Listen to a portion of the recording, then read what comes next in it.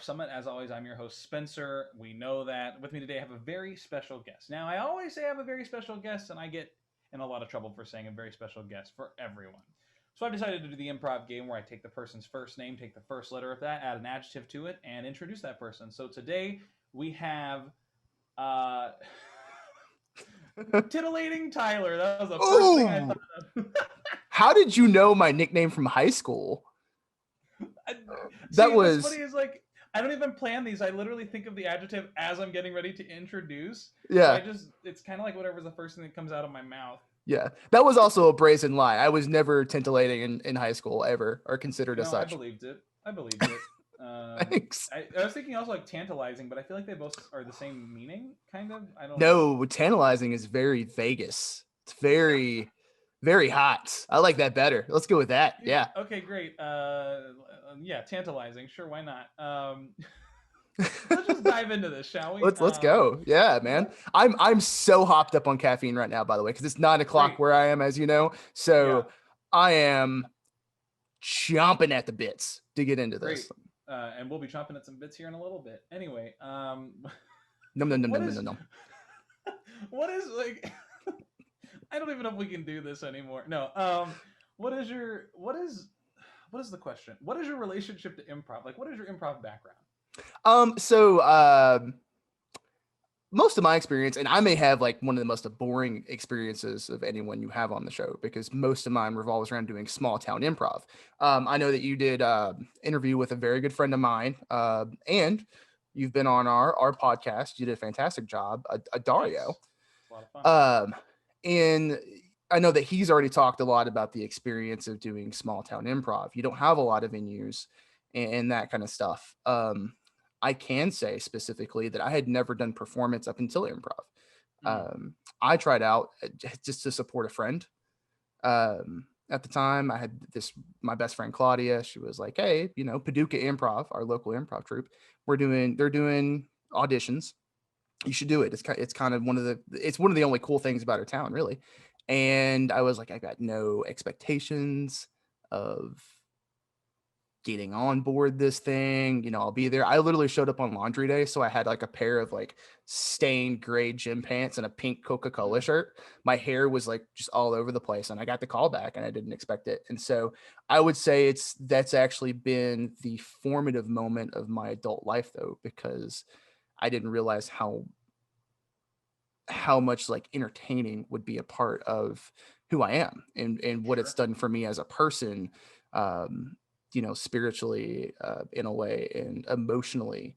So I guess that's the start of my experience, and then the podcast, of course. Yeah, sure. Great. I love that. You kind of sort of started to answer the second question, but I'm going to ask you it anyways because you may have more to add to it or Mhm. something completely different. What do you love about improv and or what keeps you coming back to improv? What I love about improv is you, and it's funny because I mentioned the podcast. We actually had an episode that was central around this concept. You've seen the movie Ghost? And Oh, yeah. yeah, yeah, I was like, Ghost, what? Yeah, the one with the pottery. Yeah, okay. yeah, the Yeah. pottery. You remember how like Whoopi Goldberg in that movie, like a ghost would jump into her body and she would just Mm. that ghost would take control. Mm-hmm. That's kind of what it does for me, because when I'm on stage, when I'm in front of a crowd and I take on a character in a scene, I get to not be myself Mm. for that moment. And so being it's like an out of body experience. And by the time I have finished the set or the show or whatever we're doing, I've had the most cathartic experience. It's like how some people talk about doing like acid or whatever and finding like their truth. I get to drop acid every time I go on stage and find this truth. And I feel like sometimes I walk off stage figured things out that I've been Mm. thinking about for weeks, because I got to not inhabit myself for a while, That's you know. great. And you're dropping acid.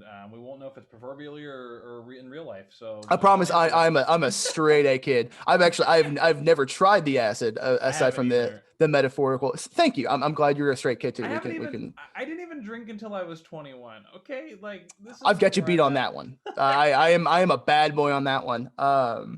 That is But you know that's. Yeah, that's me. Also, I've never had marijuana. I never smoked a cigarette. I didn't curse until I was in high school. Really? What was your first curse word? You don't have to say it. You can just say, the F word or the S word. Oh, it was the B word, and I Ooh. remember specifically because I was calling my mom on the phone, and I was like, "Can I go with my friends to go somewhere?" Yeah.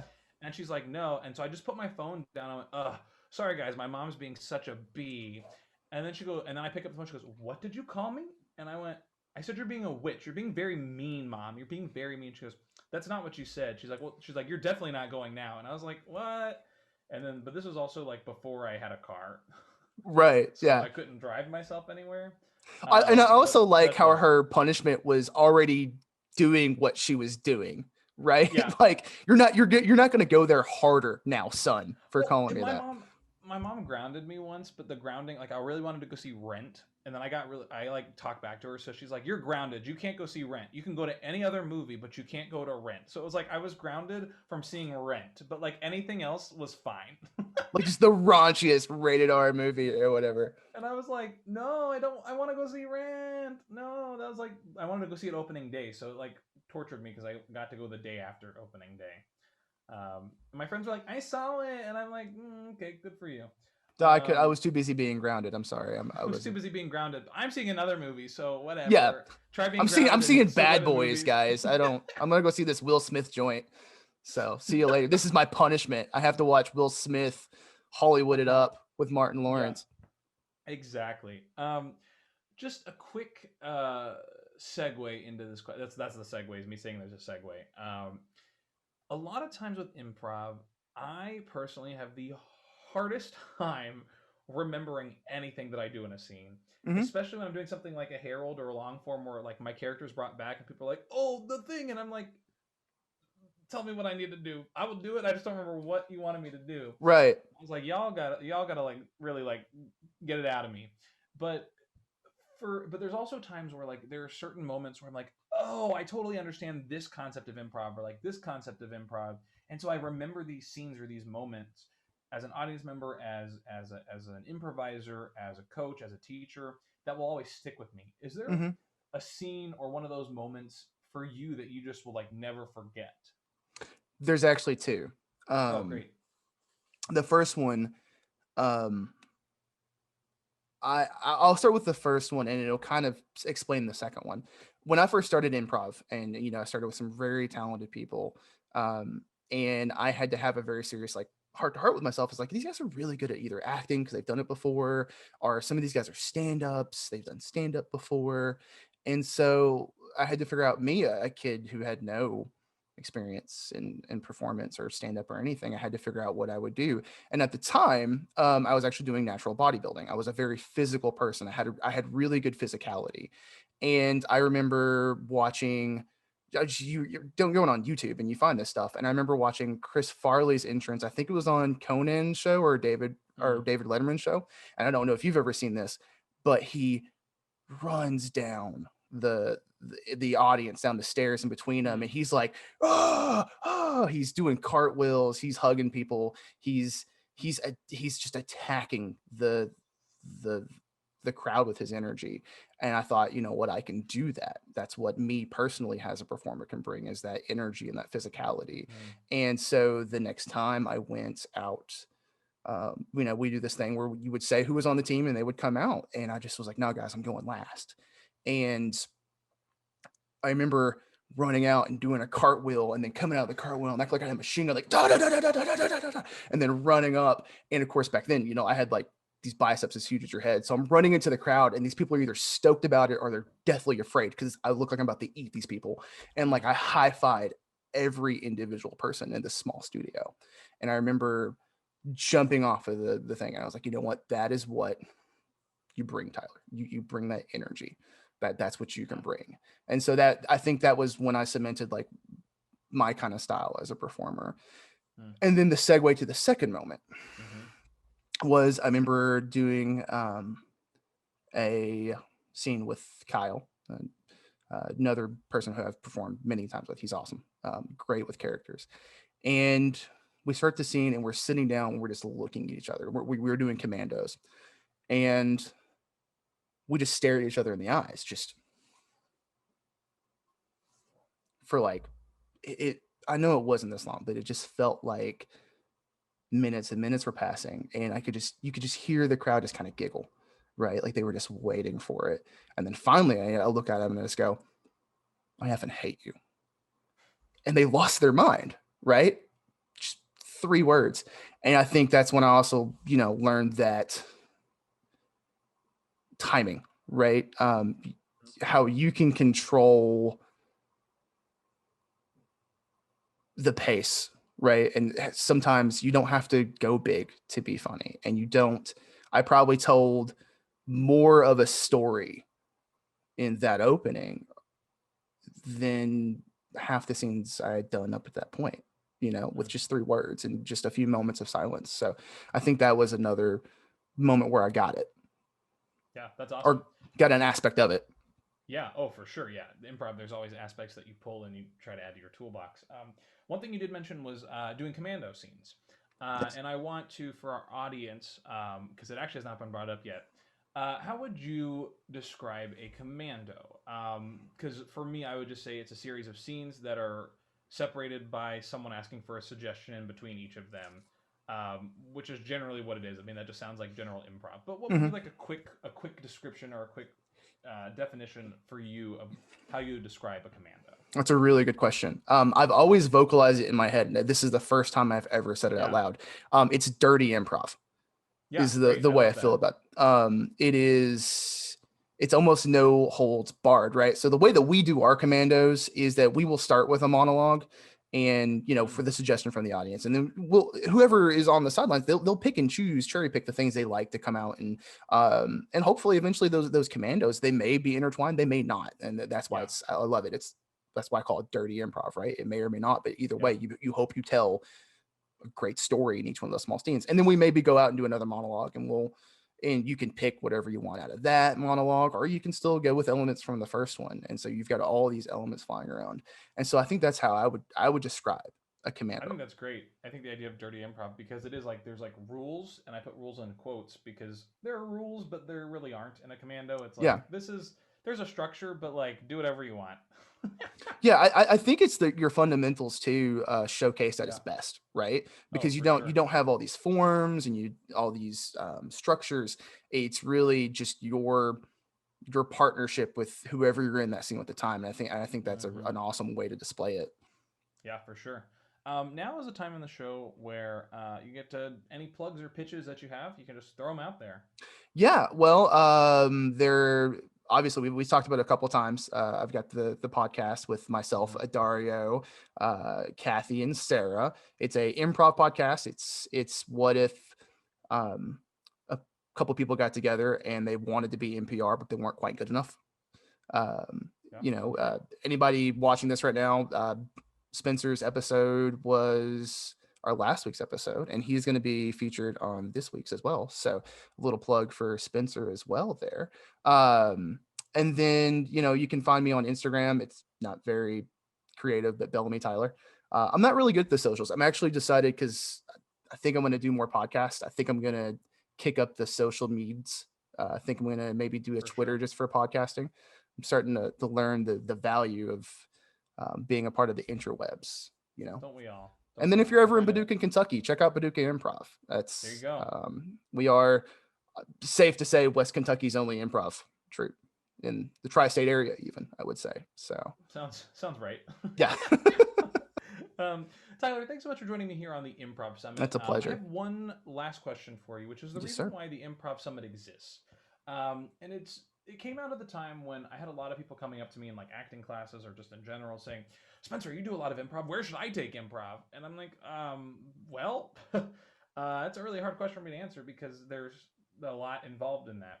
But if someone came up to you, whether it was like in Kentucky or like online or whatever, what would be one piece of advice that you'd give to someone to help guide them on their improv journey? Oh, that's a good question. Really good question. Well, depending how serious they want to get with it, I think one of the first things I'd ask them was like, hey, you ever played D&D? Because I think that was my first improv experience. And I think I would challenge them, was like, hey, you know what? You probably know somebody now that plays D&D. Sit down at a table and actually play your character. Be your character.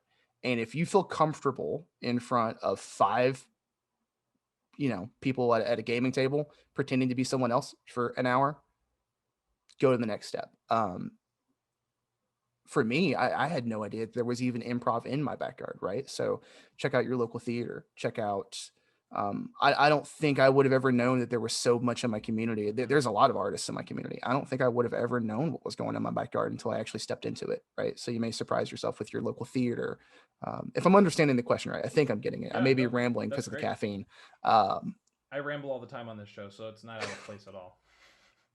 Well, I'm glad I'm in the right spot. Yeah, great. Again, thanks so much for joining me here, Tyler. As always, on the Improv Summit, I said that was the last question I had for you, but in true Spencer fashion, I'm a big, bold-faced liar, and I actually have another question for you. Sure. And that question is, we've been talking a lot about improv. Would you like to do some improv? I would adore doing some improv right now. This would be, outside of the podcast, the first improv I've done since COVID happened, because we haven't opened our studio series back up yet. So there we go. Yeah, you're getting me raw here with the improv. I love it. I got all the pent up energy. I should probably also, you guys can find us the podcast. I didn't plug the podcast socials because I'm the worst. Yeah, do it.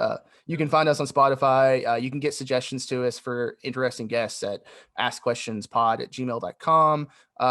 We're on Instagram. We're on the Facebook. I think we have a Twitter. Kathy does the socials. We should have a Twitter. I'm really bad. Yeah, just Google it. You'll find it. Yeah, you'll find us. It's Spotify. Just, So, okay. Yes. Improv. Great. Let's do improv. it. All right, let's do some improv. Tyler, what I need from you is the answer to this question. Would you like a location, a relationship, or a word? Let's do a relationship. Relationship. Great. I'm going to give you 2 and you choose which one you want to go with. Love options. Let's go. So we have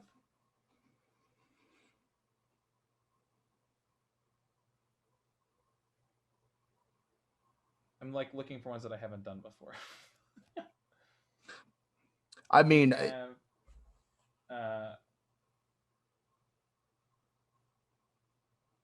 astrologer and a client. Ooh, that's good. Or new parents. Oh man. Let's go with astrologer and client. That sounds like a lot of fun. Great. All right. And then who would you like to initiate the scene? I'll go this time. Great. I'll go. I'll initiate. Great. So I'm a big time astrologer. I do this for all the stars.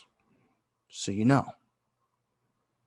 all the stars, even like Orion's belt? No, like Tom Cruise. Oh, I thought you meant like literally the stars, because this is astrology, right?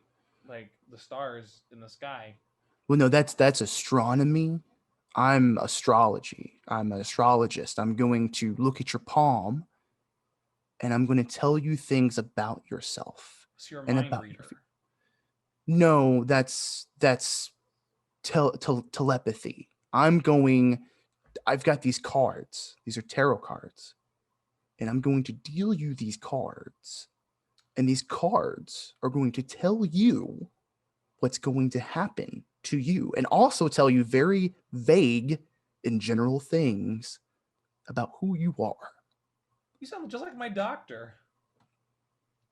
I cannot claim that I vague and personal things, it sounds like what my doctor would say. Right. I mean, I've given medical prognosis before, but nothing serious. It's usually something that can be fixed with burning some sage and some essential oils. I bet you want me to down some echinacea too, huh? No, that's actually horrible for your aura. Yeah, I don't like echinacea. It's disgusting. No. I had it once and I couldn't keep it down. It's honestly disgusting. I can see it. It's still in your aura. It's like a brown streak and a pair of tidy whities.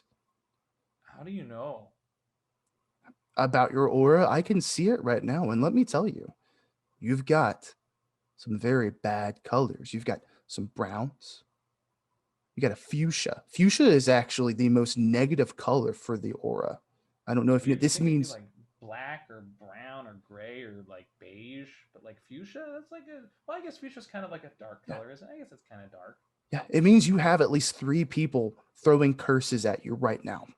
Oh no, I'm hexed. You're Sorry, almost let hexed. me try that again. I should be more like shocked. Oh my god, I'm hexed. Oh no, whatever will I do? You've come to the right place. I can give you protection from these hexes for a whole year. Okay, well, how much would that cost me? $99.95. And For the whole then year, that's it? well, no, that's the down payment for your Oh, aura. I'm yeah, going to here give it you a is. new aura. We're going to lease your new aura. A lease? So, yeah, you can trade in this old aura. We'll take But I this can't old aura buy and it? yeah, I'll give you a good $70 for that aura. Towards the total package for a new aura is $1,000. But that's if you want the economy aura. I mean, if you're, What's you wrong with the know, first class aura? you want that first class aura. You want that Tom Cruise What if aura. I want the pilot aura? Oh, you want the John Travolta. That's what you want. You want the Mm.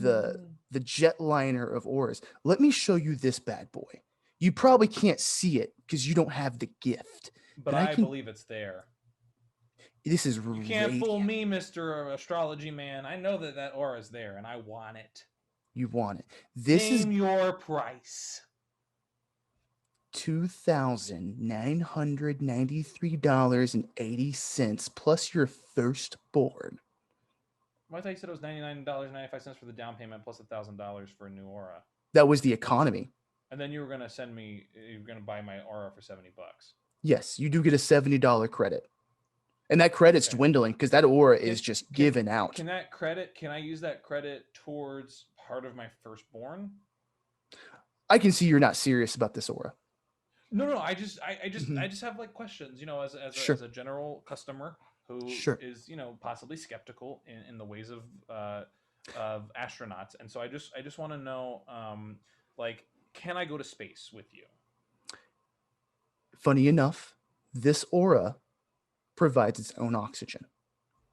You can get on a Jeff Bezos rocket and not need a suit. Okay, I'm not buying this anymore. You said Bezos, and I'm pretty sure his name is Jeff Bezos. So I'm out. This is his little brother. This is his little brother, Jeff Bezos. He changed his name to start another startup specifically for a smaller rocket. Well, the same first name, yes. It's Jeff and then Jeff too, because they knew that the second son. What is it called? Arazon? Amazon, actually. And scene. Thanks so much for coming to the Improv Summit. I'm Spencer. That's Tyler. See you next time. Bye. Bye.